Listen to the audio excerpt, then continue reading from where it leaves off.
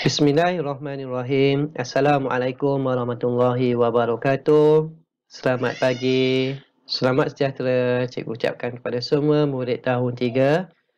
Cikgu harapkan semuanya berada dalam keadaan yang sihat dan bersedia untuk meneruskan sesi pembelajaran kita pada hari ini. Kita masih lagi berada di unit yang ke-10 iaitu toleransi kukuhkan perpaduan. Dan tajuk yang cikgu nak ajar pada hari ini ialah kata bantu. Tapi sebelum itu, pada akhir PDPC, murid-murid dapat menggunakan kata bantu mengikut konteks yang betul. Apa yang dikatakan dengan kata bantu? Kita terusnya. Kata bantu ialah kata yang digunakan untuk menerangkan masa sesuatu perbuatan atau ragam yang berkaitan dengan perbuatan. Baik, kata bantu terbahagi kepada dua. Yang pertama, kata bantu aspek dan yang kedua, kata bantu ragam. Kita pergi dahulu kepada maksud kata bantu aspek. Kata bantu aspek memberitahu sama ada perbuatan itu sudah, sedang atau belum dibuat. Perbuatan yang sudah, sedang atau belum dibuat. Dan juga menimbulkan suasana perbezaan pada perbezaan masa iaitu sama ada lampau, kini atau masa depan. Lampau bermaksud pada masa lalu. Pada masa lalu. Kita lihat kepada contoh di bawah. Ada beberapa kata bantu aspek. Kita lihat yang pertama, telah, sudah, pernah. Maksudnya, menunjukkan perbuatan yang telah berlaku. Ini perbuatan yang telah berlaku. Contoh ayat, Aiman sudah membaca buku cerita itu. Aiman sudah membaca buku cerita itu. Maksudnya perlakuan atau perbuatan itu sudah berlaku. Baik. Kita lihat kepada jenis yang kedua iaitu sedang, masih, tengah. Maksudnya menunjukkan perbuatan yang sedang berlaku. Ini sedang berlaku. Sedang berlaku. Contoh ayat, Imran sedang menunggu Khairi di dewan sekolah. Sedang menunjukkan perbuatan tersebut sedang berlaku. Sedang berlaku. Perbuatan tu masih lagi sedang berlaku. Dan yang ketiga, akan, belum. Menunjukkan perbuatan yang akan berlaku. Yang akan berlaku. Baik. Linda akan bertolak ke Johor pada pagi esok. Ini akan berlaku. Akan. Akan bertolak ke Johor pada pagi esok. Senang cerita di sini. Maksudnya untuk memudahkan awak faham. Untuk jenis yang pertama ni ialah masa lampau yang sudah berlaku. Telah, sudah, pernah ni telah berlaku. Apa perbuatan, apa perlakuan yang telah berlaku. Yang kedua, sedang berlaku. Sedang berlaku. Dan yang ketiga, masa depan. Ataupun masa depan yang akan berlaku. Perbuatan yang akan berlaku. Itu masa depan lah. Apa yang akan berlaku. Baik. Itu ialah kata bantu aspek. Cikgu terangkan pula apa yang dikatakan dengan kata bantu ragam. Baik. Kata bantu ragam menyatakan atau menerangkan ragam perasaan. Ini lebih kepada perasaan.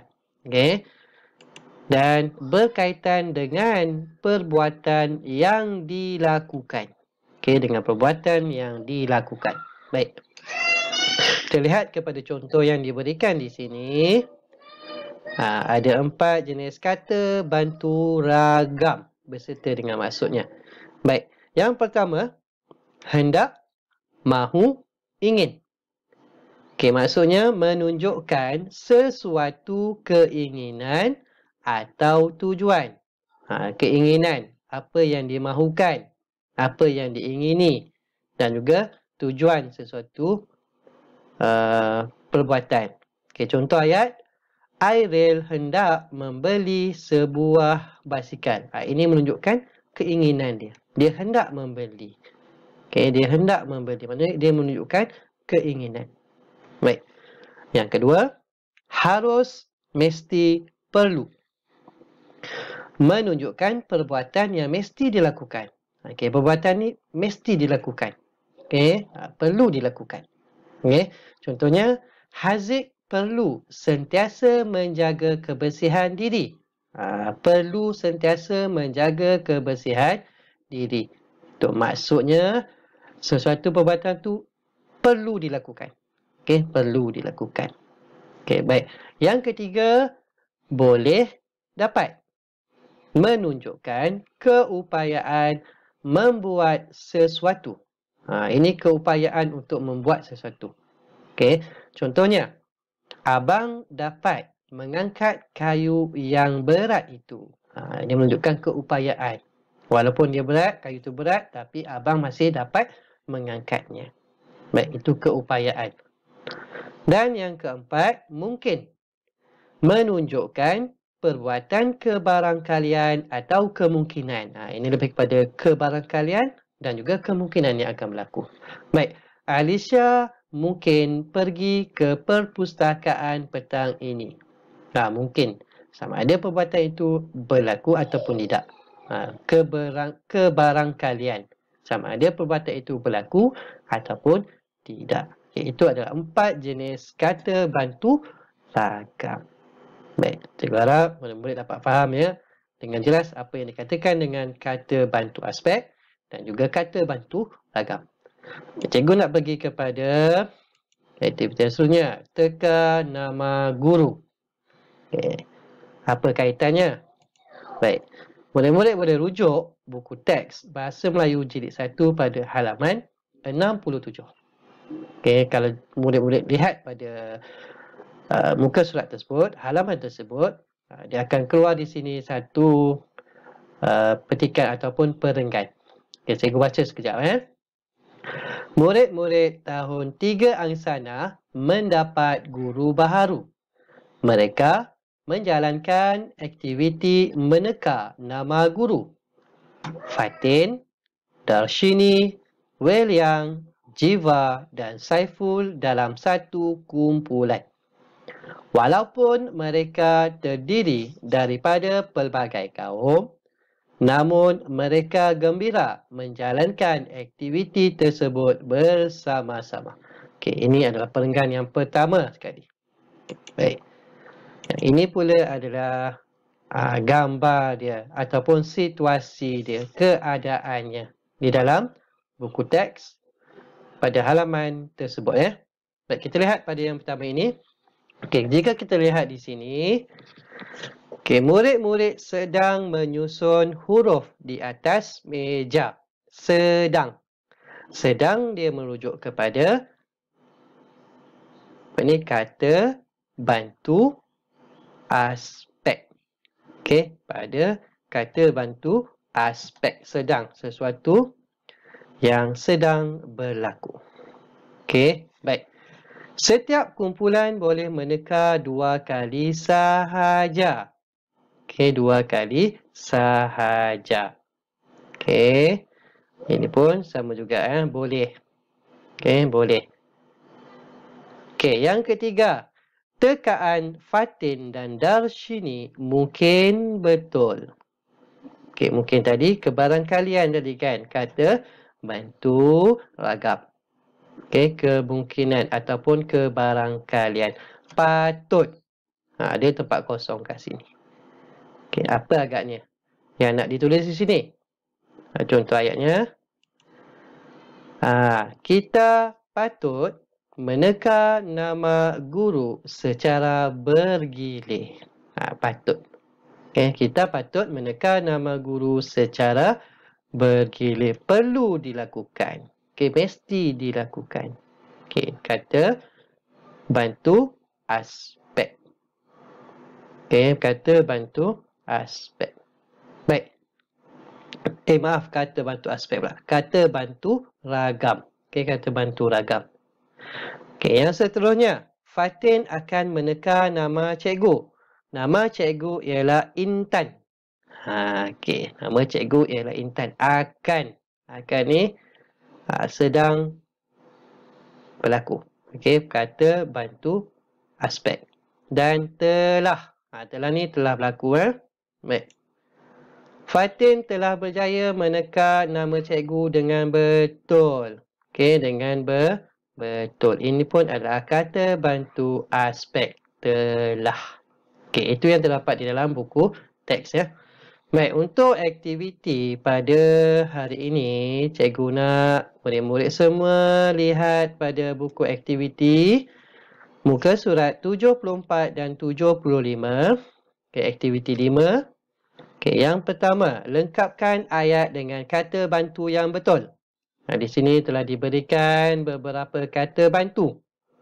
Okey, murid-murid kena baca dahulu petikan ini berulang-ulang kali sebelum memilih kata bantu yang sesuai. Dan aktiviti yang kedua, lengkapkan ayat dengan kata bantu yang betul. Ini ada kata bantu dan juga satu ayat. Satu perkataan.